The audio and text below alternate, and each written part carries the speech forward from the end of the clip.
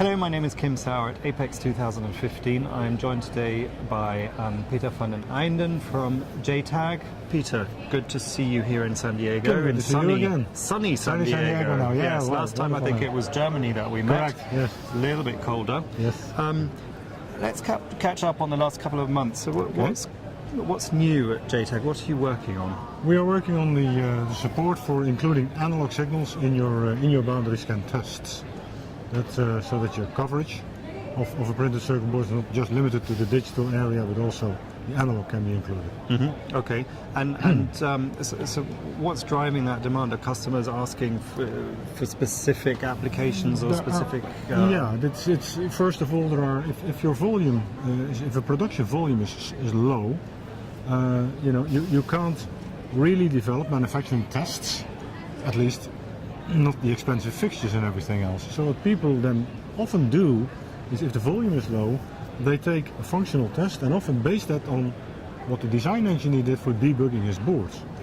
Now, what you never know then is what is the fault coverage of those tests, and if a fault occurs, then what's causing that fault, right? So now you can add boundary scan to that functional test, and you can add a low-cost boundary scan controller just for the diagnostics purposes. So if a fault occurs, you can run a couple of boundary scan tests or do some interactive testing, and then you find maybe the cause of the fault is in the digital area. But then you still have the fault coverage issue. So if you now base the test on boundary scan completely, then of course you know your fault coverage because you can calculate it. It's more focused on finding manufacturing defects as a test strategy. But then people say, nice, what do you do with my analog signals? Okay, so now you also need a solution for your analog parts. So being able to measure the power rails, measure a couple of values of resistors, for example, these sort of things.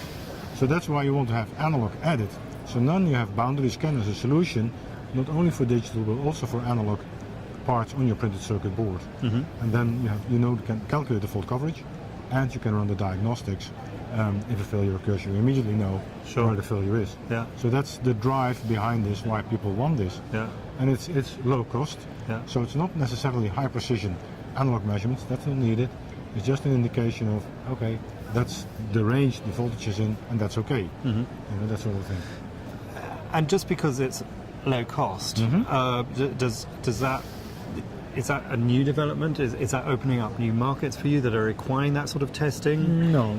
It's low cost in the sense the boundary scan as such is low cost as a technology compared to other structural test technologies, which have their own value, absolutely, and are still used. But from that perspective, it's low cost. And then, of course, you can still go lower cost because boundary scan uses the technology that's built into the chips, the boundary scan logic, or the logic that's used for debugging in microprocessors, for example. So that logic can be used to test printed circuit boards. If your requirement of performance is low, I mean, if you don't have to go at speed, if you don't have high volume, but just a couple of boards you need to test, then you can drive that logic at low speed. Then the interface, the controller that you need, is low cost because there's no magic involved. No special hardware involved. If you need higher speeds, higher performance, then you need higher performance controllers, and then you get special hardware, and then it's much more expensive. So there's a whole range of capabilities. So you can start very low cost. If you just look at testing low volume, I mean it's really low cost to add a couple of test capabilities through boundary scan. But if you go all the way and test the complete board through boundary scan, do all the different tests, and do it at speed, high performance, because you also want to flash programming, for example, very fast and these sort of things, then of course it gets more expensive.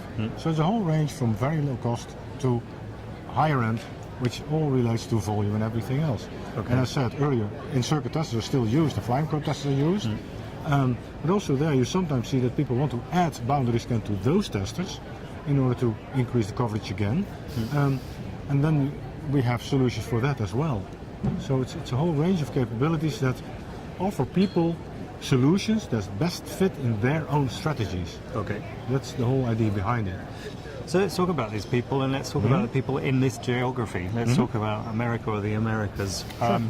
What's your Well, what are your goals for the region? What's your impression? What are the trends that you're finding here? Well, the goal is we are already active in the US already, of course, for a long time. I mean, JTAG Technologies started in '93. We have always sold in the US as well as in Europe and other parts of the world. We believe in this technology. We believe that lots can be tested through boundary scan, tested and programmed, not only in manufacturing test, also for debugging printed circuit boards prototypes by design engineers, also in field service for repairing printed circuit boards. So people can benefit from this technology, and that applies everywhere. And since it's a technology that's independent of the applications of the board, whether it's defense or whether it's medical equipment or consumer equipment or automotive, it doesn't matter. Everything can be tested because it's all, from an electronics perspective, the same electronics, essentially the same chips, same boards, right?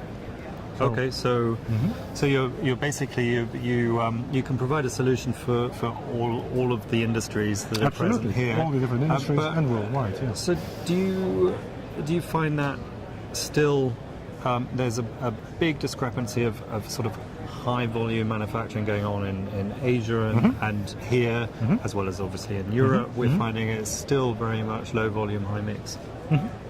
But specifically in the high volume, in the high mix, low volume situation, you want a technology that's very flexible and that is not expensive from a fixture perspective, because that's of course keeping it back. If you run very high volumes, then a fixture, an expensive fixture, is economically feasible. But if your volume is low, then of course that's not possible. So there are two reasons for going to boundary scan. One is the costs in low volumes. The costs, that because you don't have the fixturing anymore. The second reason is the technology itself. If you have no access, like with BGAs, then of course the JTAG interface, the serial interface and the boundary scan logic in the chips gives you that access that you need in order to get a good coverage and diagnostics. Okay, well Peter, it was great seeing you here, and I look forward to seeing you in Germany again. Okay, thank you very much. Thanks. See you next time.